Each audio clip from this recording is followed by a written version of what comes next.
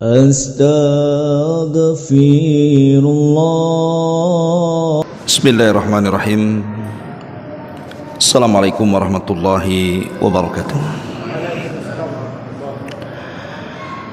Alhamdulillah wassalatu wassalamu ala Rasulillah wa ala alihi wa sahbihi wa mawalah wa la hawla wa la quwwata illa billahi wa ba'd.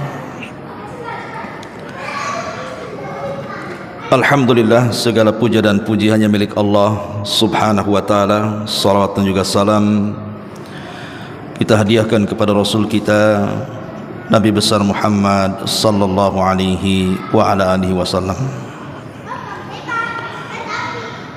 Pembahasan di malam hari ini kita akan membahas tema akidah, tentang pentingnya ta'zimu sunnati Rasulillah sallallahu alaihi wasallam. Pentingnya mengagungkan sunnah dari sunnah-sunnah Nabi sallallahu alaihi wasallam. Ma'asyiral muslimin wal muslimat rahimani wa rahimakumullah. Sebuah kenikmatan kepada kita umat Islam ketika Allah subhanahu wa ta'ala memilih Nabi Arab sebagai Nabi kita. Karena sebelumnya hampir seluruh para Nabi setelah diutusnya Ibrahim alaihi salam, maka Nabi-Nabi itu diutus dari Bani Israel. Dan ditutup dengan kenabian Isa bin Maryam. Kemudian Allah subhanahu wa ta'ala pindahkan nubuah kenabian dari nabi-nabi Bani Israel kepada nabi dari Bani Ismail, Nabi Arab. Tapi bukan berarti diutus kepada bangsa Arab saja, tidak, tapi diutus kepada seluruh manusia dan jinnya.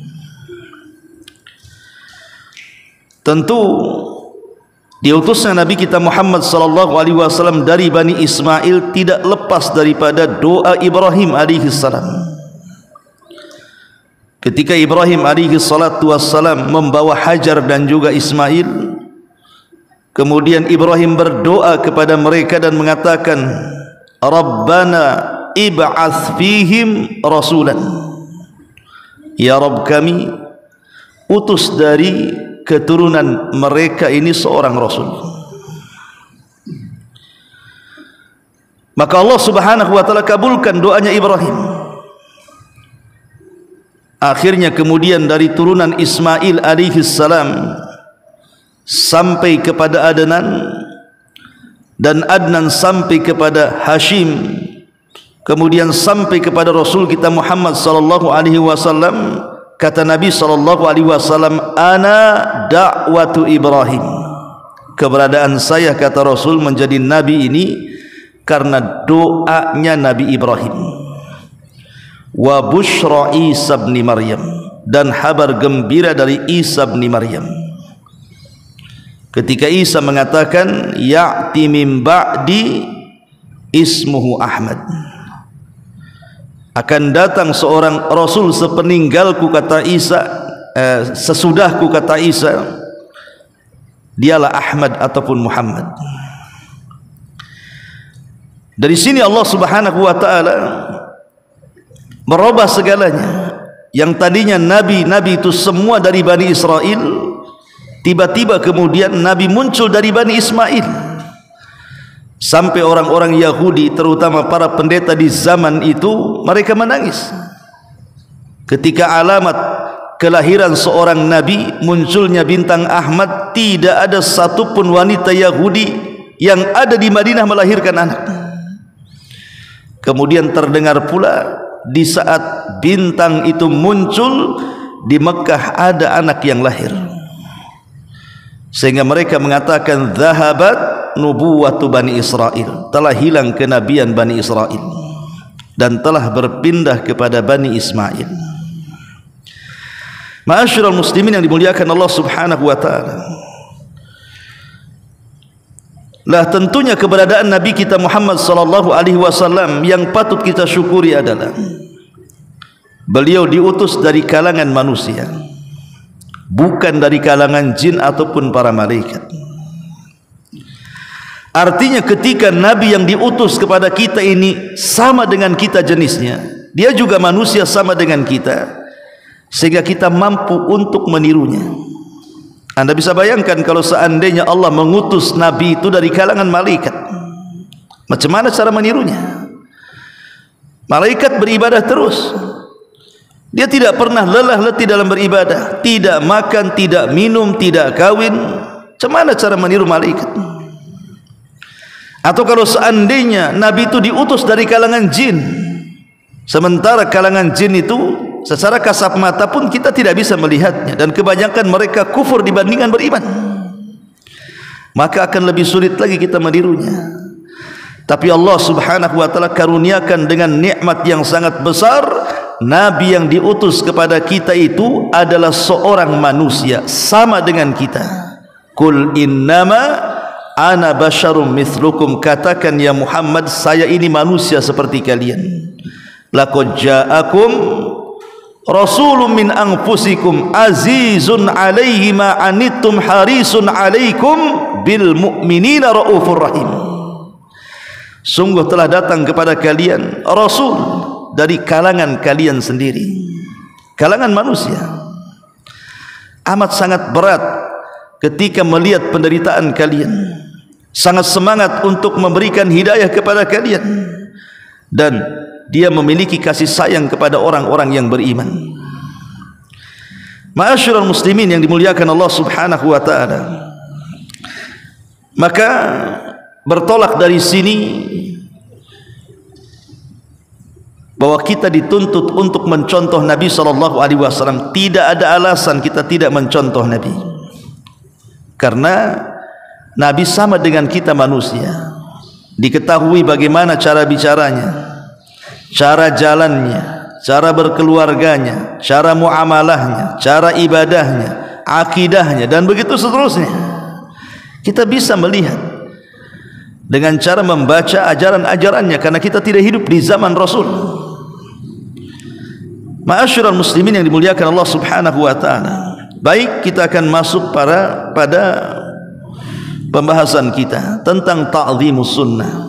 Kita harus mengagungkan sunnah. Sebelumnya, apa itu sunnah? Secara bahasa sunnah itu artinya at-tariqah, sebuah jalan yang ditempuh, itu artinya sunnah atau tata cara. Baik jalan atau tata cara itu memang sebuah kebaikan ataukah sebuah keburukan, maka dalam bahasa itu disebut sunnah. Makanya Nabi SAW mengatakan, man sanna fil islami sunnatan hasanatan, barang siapa yang memberikan sunnah, artinya cara atau jalan atau contoh yang baik, falahu ajruha, maka dia akan mendapatkan pahalanya, wa ajru man amila biha, dan pahala orang yang mengamalkannya. Kemudian kata Rasul, man sanna fil islami sunnatan sayyi'ah, barang siapa yang memberikan sunnah, tata cara, contoh yang tidak baik, falahu wizruha, maka dia akan dapat dosa dan dosa orang yang mencontoh setelahnya. Tetapi tentu ketika kita memahami sunnah, kita tidak mungkin melihat dari definisi bahasa, kita akan melihat definisi istilah. Ulama itu berbeda ketika memberikan definisi soal sunnah sesuai dengan bidangnya. Menurut ulama ahli usul itu akan berbeda definisi sunnah dengan ulama mustalahul hadis. Ulama mustalahul hadis juga akan berbeda cara mendefinisikan sunnah dengan para ulama yang memang pakar di bidang hadis. Begitu juga akan berbeda menurut ulama fikih. Lah ini kita harus dudukkan supaya kita tidak salah memahami sunnah. Ulama mengatakan adapun inda ulama'i usulil fiqh, bagaimana sunnah menurut para ulama usul fiqh? Hiya al-masdaru tsani lit-tashri' wa yuqsadu biha al-haditsu nabawi. Jadi kalau menurut ulama usul fikih, sunnah itu adalah syariat kedua setelah Quran. Makanya ada istilah Al-Quran sunnah. Dan sunnah itu adalah dia syariat kedua setelah Al-Quran. Itu menurut ulama usul fikih.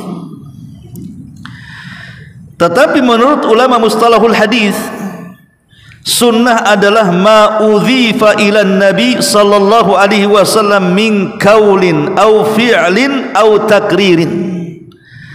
Apa-apa yang disandarkan kepada nabi, baik dari perkataannya, baik dari perbuatannya, baik dari penetapannya, itulah sunnah menurut ulama mustalahul hadis. Tapi indal fuqaha, menurut ulama fikih berbeda pula sunnah itu. Menurut ulama fikih, sunnah itu adalah ma dalla alaihi syar'u min ghairi iftiradin wala wujub. Sunnah itu apa-apa yang menunjukkan tentang sesuatu yang disyariatkan tapi tidak sampai kepada tingkat fardu ataupun wajib. Makanya ulama fikih itu membagi, ada wajib, ada sunnah, ada mustahab. Sunnah dengan mustahab sama saja. Ada mubah atau disebut dengan hukum taklifi, 5 hukum itu. Ya, haram, makruh, wajib, sunnah, mubah, istilah mereka. Atau dengan istilah yang lain, ma yusabu fa'iluhu wa la yu'aqab tarikuhu. Kalau dikerjakan dapat pahala, tidak dikerjakan dia tidak berdosa. Ini sunnah menurut ulama fikih. Tapi tentu menurut ulama akidah berbeda. Sunnah adalah lawan daripada bid'ah. Kalau dikatakan sunnah berarti lawan daripada bid'ah.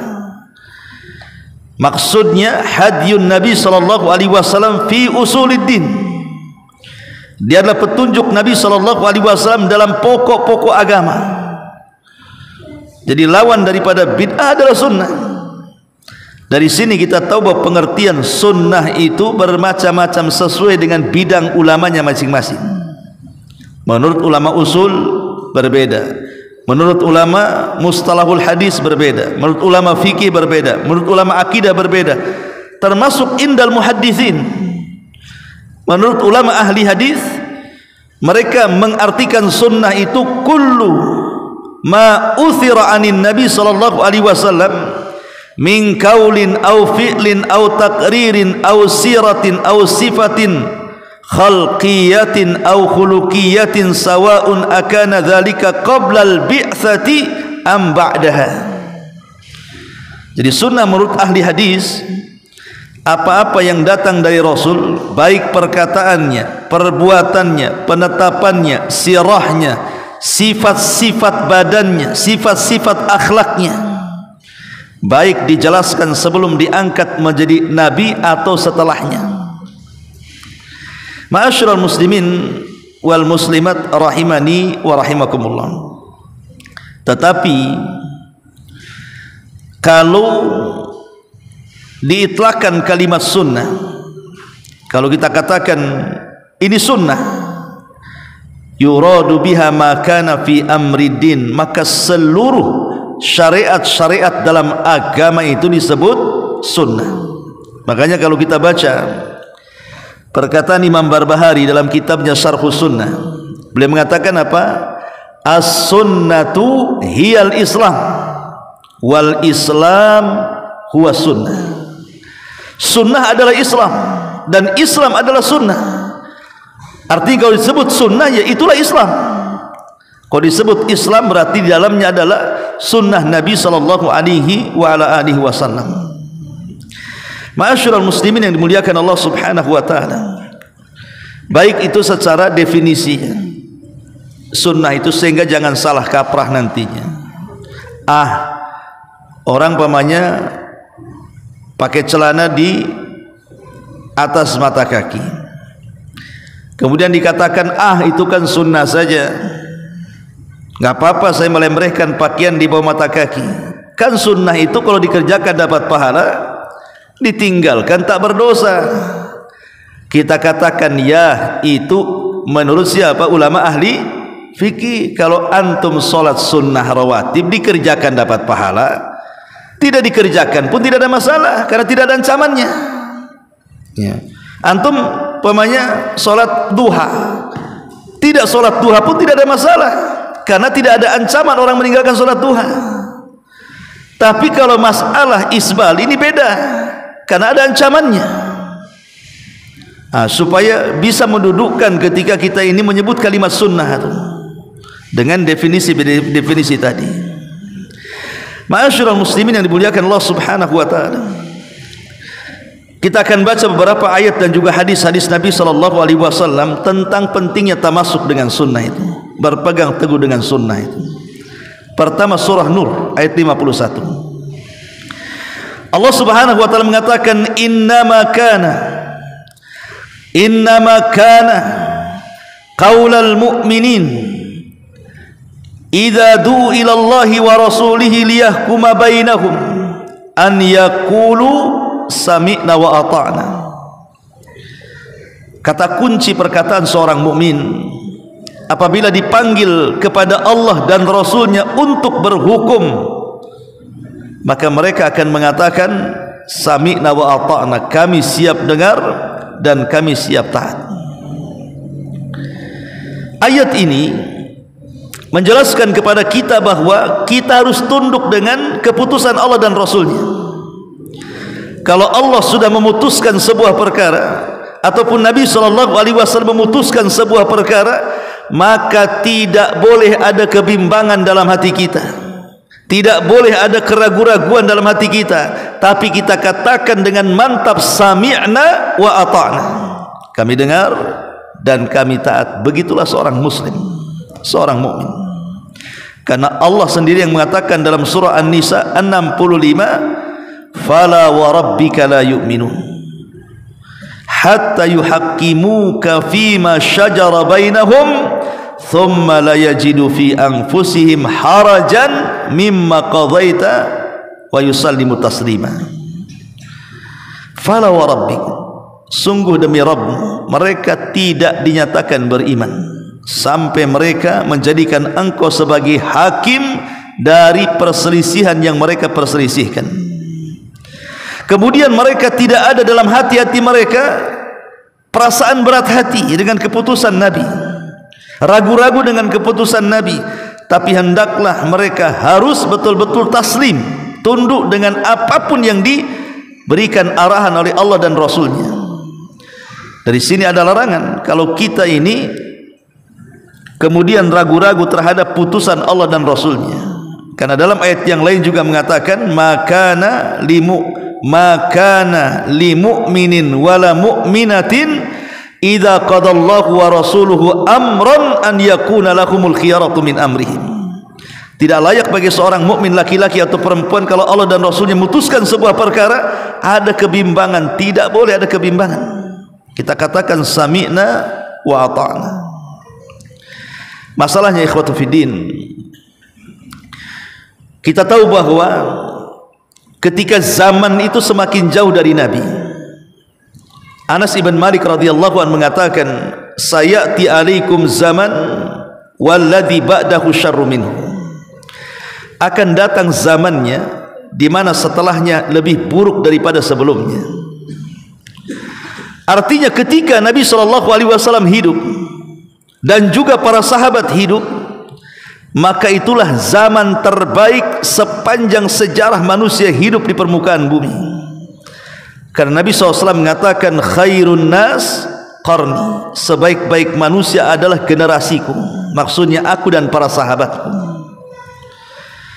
Kemudian setelah mereka thumma ladina yalunahum, kemudian orang-orang setelahnya para tabi'in, thumma alladhina yalunam, kemudian setelahnya para tabi'in. Lah tiga generasi inilah yang disebut dengan generasi salaf. Kalau orang menisbatkan diri kepada salaf, artinya menisbatkan kepada 3 kurun terbaik atau 3 abad terbaik yang pernah ada di dalam Islam, di zaman Rasul, di zaman tabi'in, dan di zaman tabi'ut tabi'in. Ini disebut generasi salaf karena di zaman inilah sunnah itu betul-betul diagungkan. Tetapi kemudian lewat kemudian para tabi'ut tabi'in, kemudian berlalunya zaman semakin jauh, semakin jauh, semakin jauh. Logika ikhwan, kalau ada air berada di sumbernya, tentu air itu akan sangat jernih, sejernih-jernihnya. Tapi kalau air dari sumbernya ini sudah kemudian dikeluarkan, dialirkan, sehingga menjauh dari sumbernya alirannya, boleh jadi mungkin sudah tercampur sampah lah, sudah tercampur kotoran lah, dan begitu seterusnya. Begitulah Islam, kalau semakin jauh dari sumbernya itu, maka akan semakin banyak kemudian keruhan-keruhan dalam Islam itu sendiri. Makanya dalam hadis Al-Haud, hadis telaga Nabi SAW, ketika Nabi SAW berteriak-teriak dan mengatakan, ummati ummati ya Rab, kenapa kau usir orang-orang itu? Biarkan mereka minum dari telagaku, mereka umatku. Apa kata Allah Subhanahu wa ta'ala? Ya Muhammad, innaka la tadri ma ahdathu ba'daka innahum ghayyaru wa baddalu. Hai Muhammad, engkau tidak tahu apa yang terjadi dengan mereka sepeninggal. Sungguh mereka sudah mengganti-ganti sunnahmu dan sudah berpaling dari petunjuk. Artinya ketika Allah Subhanahu wa ta'ala berdialog dengan Rasul di telaganya, kemudian mengatakan engkau tidak tahu apa yang terjadi dengan umat sepeninggalmu, bahwa mereka akan merubah-rubah sunnah dan juga petunjukmu menjadi sebuah kenyataan. Dan logika pun seperti itu. Semakin jauh dari zaman Rasul, pasti orang itu akan mulai menjauh dari petunjuk Nabi SAW. Dan terbukti dengan munculnya berbagai macam sempalan daripada ahli sunnah wal jamaah.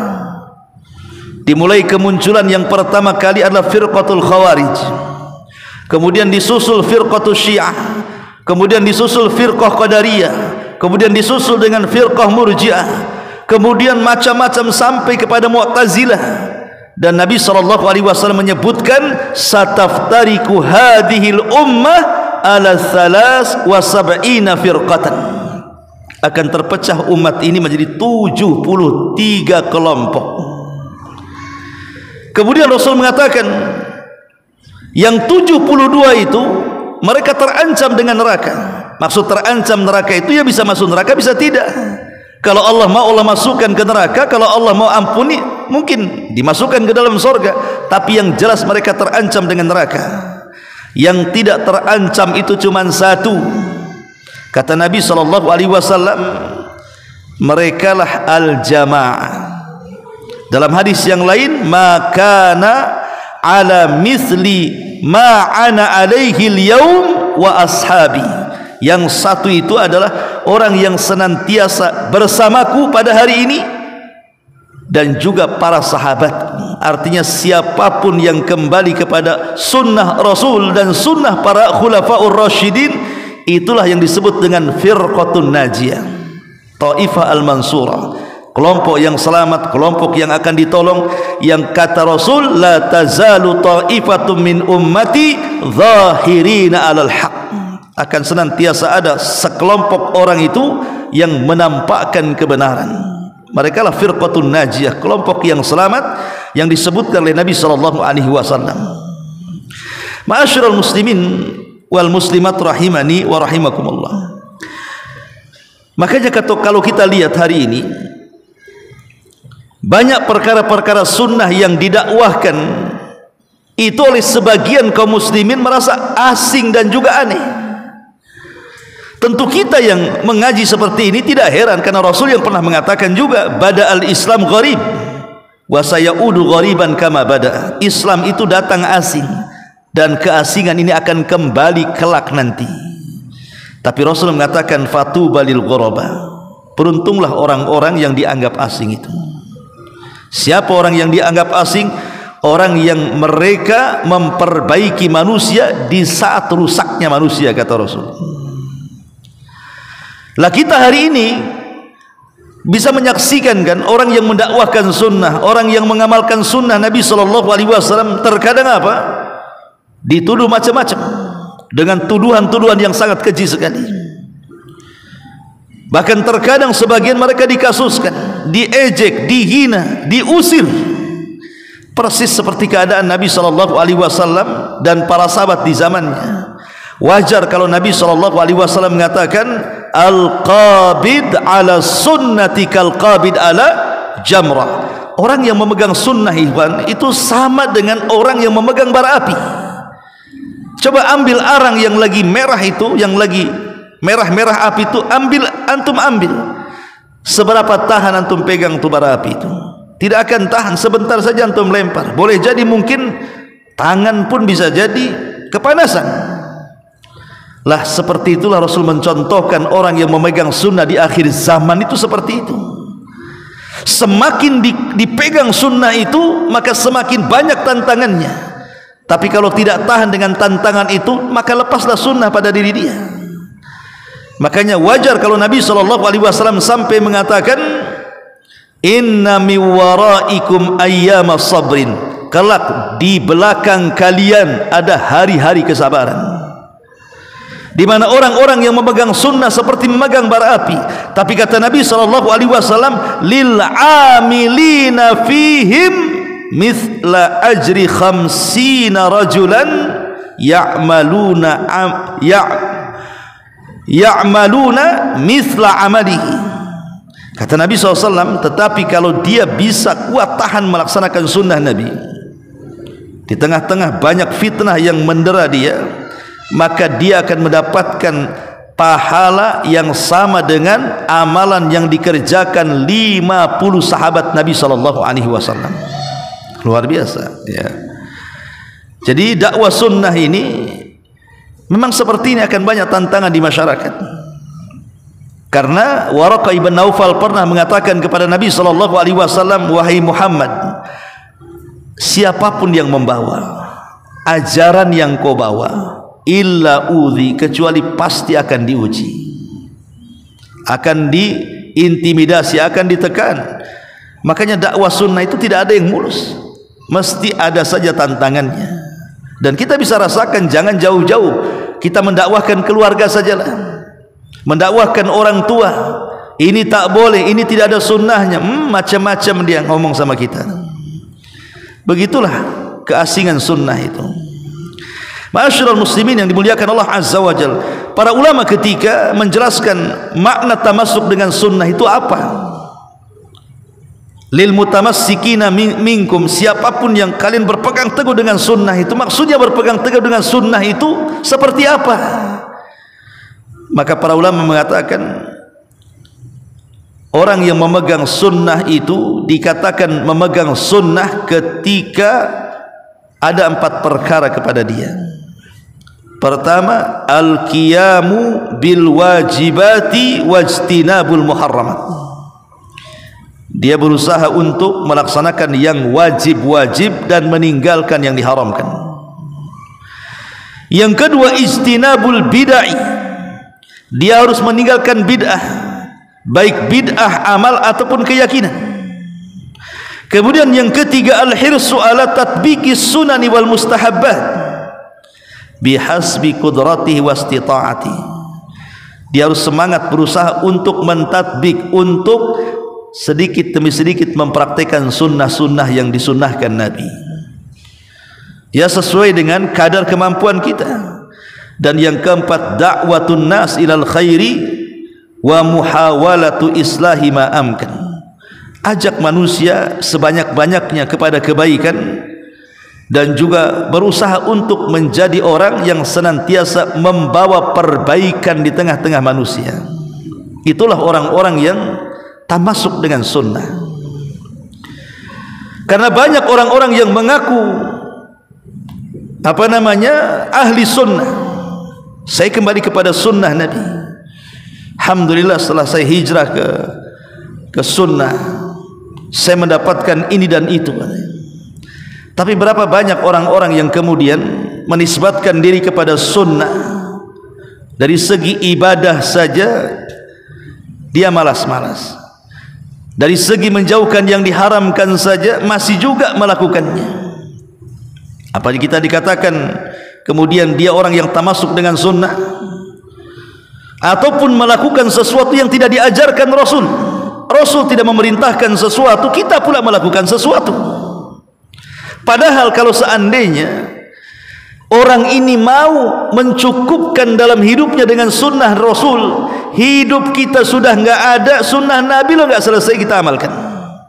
Yang ada saja kita tidak sanggup mengamalkannya. Kenapa pula menciptakan yang tidak ada? Yang ada saja kita tidak sanggup mengamalkan semua sunnah itu, ikhwan. Antum sanggup mengamalkan semua sunnah dalam satu hari satu malam? Enggak ada yang sanggup. Ya. Mulai dari solat saja kita lihat, solat sunnah, macam-macam solat sunnah kan? Solat duhanya, rawatibnya, nafilah mutlaknya, solat witirnya, solat tahajudnya, tahiyatul masjidnya, macam-macam solat itu. Kalau kita amalkan semua solat saja kita tidak sanggup. Belum puasa sunnahnya, ada kemisnya, ada Dawudnya, ayamul bidnya, macam-macamnya. Belum lagi cerita tentang doa-doanya, zikir-zikirnya. Sebelum tidur ada doa, ada wiridnya. Nanti setelah bangun tidur ada juga doanya. Masuk kamar mandi ada doanya. Keluar kamu masuk ada doanya. Pakai pakaian ada doanya. Melepaskan pakaian ada doanya. Keluar rumah. Siapa yang sanggup? Itu yang ada loh ya. Yang ada saja kita tidak sanggup mengamalkannya. Kenapa yang ada tidak diusahakan untuk diamalkan, yang tidak ada pula dicipta-ciptakan? Sadaqah Ibnu Mas'ud. Sungguh benar Ibnu Mas'ud ketika mengatakan ittabi'u wala tabtadi'u faqad kufitum. Ikut saja, tidak usah buat-buat, itu sudah cukup, kata dia. Ngikut Nabi saja udah, itu sudah cukup, tidak usah buat-buat. Bahkan mungkin kita tidak sanggup mengamalkan apa yang diajarkan Rasul.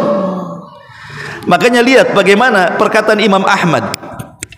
Perkataan Imam Ahmad ibn Hanbal rahimahullahu ta'ala dalam kitabnya Usulus Sunnah. Usulus Sunnah di Imam Ahmad. Pada poin yang pertama, apa kata Imam Ahmad? Min usuli sunnati at-tamassuk bima kana alaihi ashabun Nabi sallallahu alaihi wasallam wal iqtida'u bihim. Ini poin pertama nih, cantuman Imam Ahmad dalam kitabnya Usulus Sunnah. Termasuk usul sunnah, pondasi sunnah, atau termasuk kaidah ahli sunnah wal jamaah adalah at-tamassuk bima kana alaihi ashabun Nabi, berusaha berpegang teguh dengan apa yang telah dipahami oleh sahabat-sahabat Nabi. Kenapa Imam Ahmad tidak memulai poin pertamanya, pamannya termasuk usul sunnah itu berpegang kepada Quran dan sunnah, tetapi poin pertama justru disuruh tamasuk dengan pemahaman para salaful ummah, para sahabat. Karena kata pensarah kitab ini mengatakan, adapun orang berpegang kepada Al-Quran dan Sunnah, kalau dia seorang Muslim dari firqah manapun, pasti mengatakan saya di atas Quran dan Sunnah. Jadi tidak perlu disebut lagi, karena semua kelompok itu mengklaim mereka lah di atas Al-Quran dan Sunnah kan. Jadi apa mau disebut lagi? Sehingga karena itu perkara umum, di mana setiap Muslim pasti mengatakan saya di atas Al-Quran dan Sunnah. Makanya Imam Ahmad tidak menyebut kalimat ini, tapi langsung pada poin pertama dia mengatakan termasuk usul sunnah at-tamasuk, berpegang teguh dengan apa yang telah dipahami para sahabat Rasul dan berusaha untuk mencontoh mereka. Dengan kata lain, ketika kita mengatakan kita di atas Al-Quran dan Sunnah, itu harus melihat kepada pemahaman para sahabat, gitu maksudnya. Itu maunya Imam Ahmad di sini. Tetapi lihat bahasa Imam Ahmad, dia tidak mengatakan al-amalu, mengamalkan, tapi bahasanya at-tamassuk, berpegang teguh. Sebab kalau bahasanya termasuk usul sunnah harus mengamalkan apa yang diamalkan para sahabat. Siapa yang sanggup mengamalkan seperti amalan para sahabat? Tidak ada yang sanggup. Tetapi bahasa Imam Ahmad tidak menggunakan al-amalu, tapi menggunakan at-tamassuk. Cukup kita ada keinginan cara beragama kita ini ingin seperti cara beragama Rasul dan para sahabat, walaupun belum banyak melakukan hal-hal sunnah yang lainnya, itu sudah dimasukkan kategori ahli sunnah. Umpamanya ada orang baru hijrah, mungkin dia belum, mungkin janggutnya masih dicukur, mungkin juga dia isbal, boleh juga mungkin masih muamalah dengan riba, boleh juga mungkin masih nongkrong-nongkrong dengan orang-orang fasik, tapi dia ada keinginan hijrah dalam hatinya, ingin mengikuti pemahaman salaf, ingin mengikuti pemahaman Rasul dan para sahabat. Kalau dalam hatinya sudah ingin berpegang kepada apa yang dipegang oleh para sahabat Rasul, maka orang ini sudah masuk pada ahli sunnah, semata-mata seperti itu. Dari sini supaya kita jangan suka menghakimi orang. Menghakimi orang itu tidak boleh. Itulah kebanyakan kadang-kadang ada sebagian ikhwan yang kadang baru ngaji dan begitu seterusnya, dia mudah menghakimi orang lain. La haula wala quwata illa. Berarti dia belum belajar tentang kaedah-kaedah ahli sunnah. Kaedah-kaedah manhaj salaf itu harus dipelajari supaya tidak mudah mengklaim, apalagi sampai takfir, mengkafir-kafirkan, tabdi, membid'ah-bid'ahkan, tadlil, menyesat-nyesatkan dan begitu seterusnya. Karena kita ini ahli sunnah ini memiliki dakwah yang lembut. Nabi kita Nabi rahmat, ajarannya penuh dengan rahmat, dakwahnya dipenuhi dengan rahmat. Dan Islam sendiri adalah agama rahmat. Wa ma arsalnaka illa rahmatan lil alamin. Ma'asyiral muslimin wal muslimat rahimani wa rahimakumullah. Sedikit kita melihat tentang kisah-kisah bagaimana para salaf dulu itu mencontohkan kepada kita ta'zimus sunnah, berpegang kepada sunnah Nabi sallallahu alaihi wasallam. Kisah pertama disebutkan dari Amr ibn Aus radhiyallahu rahimahullahu taala. Jadi Amr ibn Aus ini mengatakan, qala, dia mengatakan, haddatsani Ambasatu ibnu Abi Sufyan fi maradihi alladhi mata fihi bihaditsin yatasaru ilaihi. Dari Amr ibn Aus dia mengatakan telah menceritakan Ambasah putra Abi Sufyan di saat sakit yang menuju kematiannya, dia menyampaikan pelan-pelan di telingaku. Qala, dia mengatakan, sami'tu Ummu Habibah tatakul, aku mendengar Ummu Habibah mengatakan, sami'tu Rasulullah sallallahu alaihi wasallam, kata Ummu Habibah, aku mendengar langsung dari Nabi sallallahu alaihi wasallam, yaqul, dia mengatakan, man shalla ithnatai asyrata rak'atan fil yaumi wa lailatin buniyat lahu bihinna baitun fil jannah. Siapa yang menjaga salat 12 rakaat rawatib dalam satu hari dan satu malam, maka akan dibangunkan satu istana di sorga. Qalat Ummu Habibah, apa kata Ummu Habibah? Wallahi ma taraktuhunna mundu an sami'tuhunna min Rasulillah. Demi Allah, ketika aku mendengar hadis ini, bahwa siapa yang menjaga 12 rakaat rawatib akan dibangunkan satu istana di sorga, setelah aku mendengarkan hadis ini, wallahi demi Allah, aku tidak pernah meninggalkan 12 rawatib itu sampai mati. Kemudian yang mengherankannya lagi adalah perawi hadis ini Ambasah. Ambasah ini mendengar dari Ummu Habibah. Apa kata Ambasah? Fama taraktuhunna mundu an sami'tuhunna min Ummi Habibah.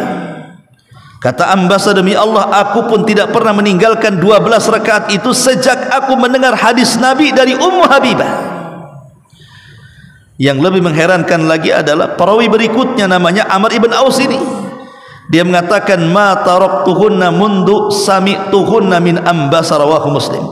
Dan kata Amr ibn Aus ini, aku pun tidak pernah meninggalkan 12 rakaat itu sejak aku mendengar hadis dari Ambasah, dan Ambasah mendengar hadis dari Ummu Habibah, dan Ummu Habibah mendengar hadis dari Nabi SAW. Nah, begitulah orang-orang dulu tuh, ya, luar biasa. Walaupun ini amalan sunnah yang dikerjakan dapat pahala, tidak dikerjakan pun tidak ada apa-apa kan. Tapi bagi mereka ulama salaf itu, mereka tidak pernah bertanya, ini sunnah menurut ulama siapa? Enggak. Pokoknya Nabi melakukannya, Nabi memerintahkannya, langsung dicontoh. Persis seperti perkataan Abu Hurairah radhiyallahu anhu. Kata Abu Hurairah, dia mengatakan, "Awsani khalili bi thalathin la ada'uhunna hatta amut." Nabiku, kekasihku pernah berwasiat kepadaku 3 perkara, dan 3 perkara ini tidak pernah aku tinggalkan sampai kematianku. Kemudian kata Abu Hurairah, saumu thalathati ayyami min kulli syahrin, puasa 3 hari dalam sebulan, puasa yaumul bid. Kemudian wa salatud duha, kemudian salat duha, wa naumun ala witrin, kemudian tidur setelah melaksanakan witir. Kata Abu Hurairah, sejak aku mendengar wasiat ini dari kekasihku Nabi SAW, aku tidak pernah meninggalkan sampai mati. Lihat bagaimana semangatnya para sahabat Nabi SAW.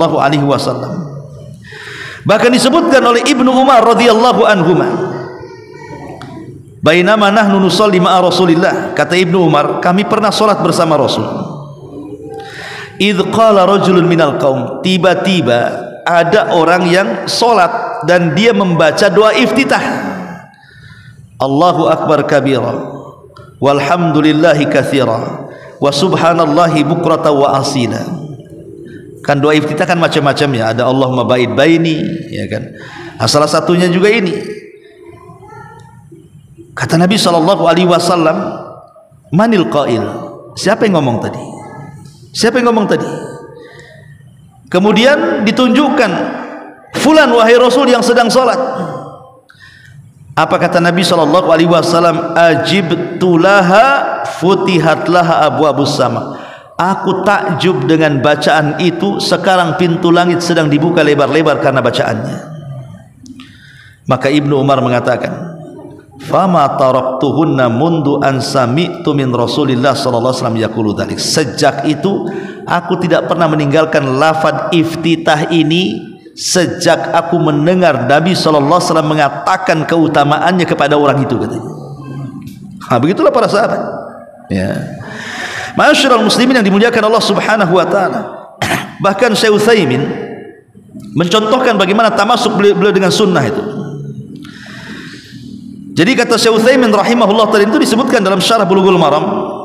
Beliau mengatakan, was-shawabu indi anna ghuslal jum'ati wajibun ala kulli insanin.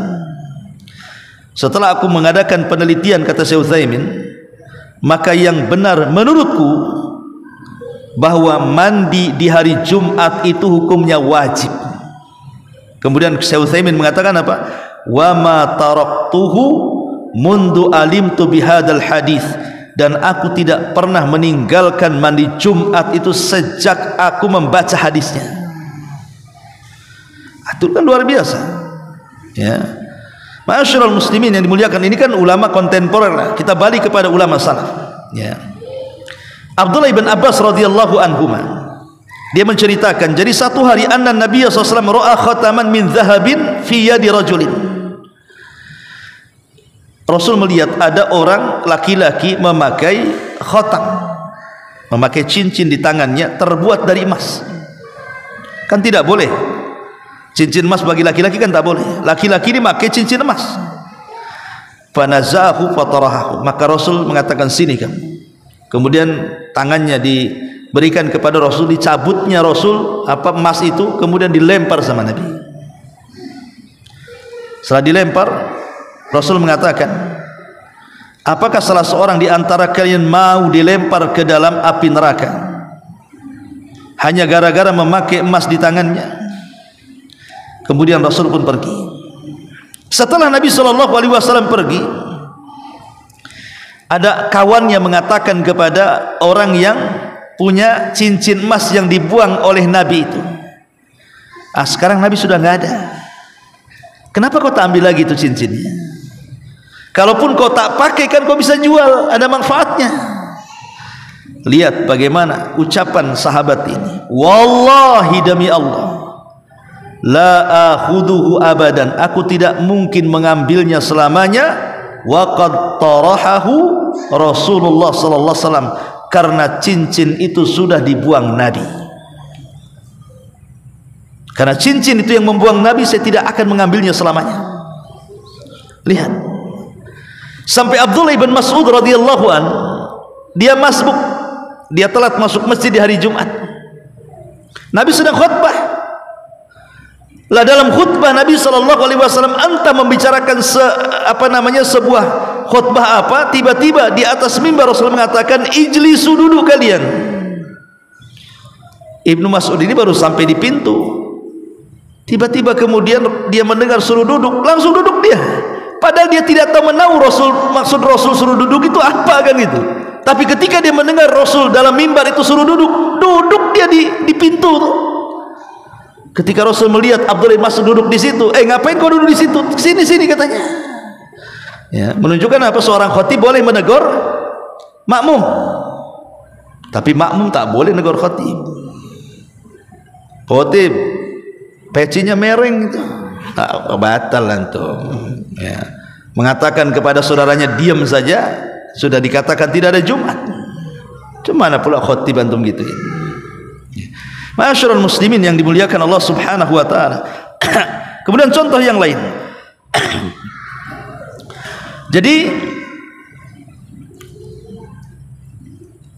Ibnu atau Abi Mas'ud Al-Badri.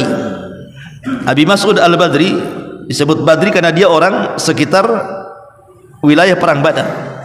Dia mengatakan, kuntu adribu gulaman li bisauti, dulu aku punya budak laki-laki, karena jengkelnya kupukul dia dengan pecut. Fasami'tu sautan min khalfi, tiba-tiba aku mendengar suara dari belakangku, i'lam Aba Mas'ud, hati-hati kau wahai Abu Mas'ud. Falam afham as-saut minal ghadab, aku tidak paham siapa yang bersuara karena aku lagi marah masalahnya. Qala falamma dana minni, ketika kemudian dia mendekat kepadaku, idh huwa Rasulullah, tiba-tiba yang berteriak itu Rasul. Tiba-tiba yang berteriak itu Rasulullah. Kenapa Rasul berteriak seperti itu? Karena dia mendengar budak yang dipecut oleh Ibnu Mas'ud Al-Badri itu, dia meminta pertolongan, kepada Nabi SAW, dan meminta pertolongan kepada manusia yang masih hidup dan dia sanggup mengabulkannya. Itu tidak ada masalah. Yang jadi masalah itu meminta pertolongan kepada orang mati dan tidak sanggup mengabulkannya sekalipun dia hidup. Nah itu tidak boleh, bisa syirik itu namanya. Seperti apa namanya? Meminta tolong, namanya dia mengatakan, antum datang kepada saya, Ustaz, tolong buatkanlah anak untukku ini. Ini istri saya udah lama menikah tak punya anak. Mana bisa saya buat anak? Itu urusan Allah, ya kan? Nah, dari sini kita tahu bahwa kalau yang seperti ini syirik, itu urusan Allah kan? Seperti orang-orang yang datang ke kuburan. Sekarang kan ramai nih bisnis kuburan nih. Ya, kuburan ini kan sampai ada berkarung-karung tuh infak kuburan tuh dibisniskan ya. Subhanallah. Sampai berkarung-karung betul. Ya. Coba bayangkan, yang kaya siapa? Tujuan orang datang ke kuburan itu kan minta kaya, rupanya yang kaya yang punya kuburan. Infaknya berkarung-karung masalahnya. Lah, minta kepada orang mati tidak sanggup itu syirik namanya. Tapi orang ini kan meminta pertolongan kepada Rasul, karena Rasul tahu dia mampu menolongnya. Makanya kemudian Nabi SAW mengatakan, i'lam ya Aba Mas'ud, innallaha aqdar alaika mink ala hadzal ghulam. Kau kira kau pecut budakmu itu, Allah tidak sanggup membalas kezalimanmu? Hentikan Ibnu Mas'ud. Maka dia pun kemudian menghentikan. Pas dilihat Rasul di belakang dia, kaget, kemudian dia minta maaf. dan setelah itu dia mengatakan wallahi la adribu mamlukan ba'dahu abada. Setelah itu aku tidak pernah memukul siapapun dari budakku selamanya sampai mati, sejak aku ditegur Nabi. Gitu ya. Itulah mereka ketika tamasuk dengan sunnah Nabi sallallahu alaihi wasallam. Sudah ya syaitan. Taib, benar-benar manfaatnya. Subhanaka bihamdika asyhadu an la ilaha illa anta astaghfiruka wa atubu ilaik. Allahu ta'ala alam. Assalamualaikum warahmatullahi wabarakatuh.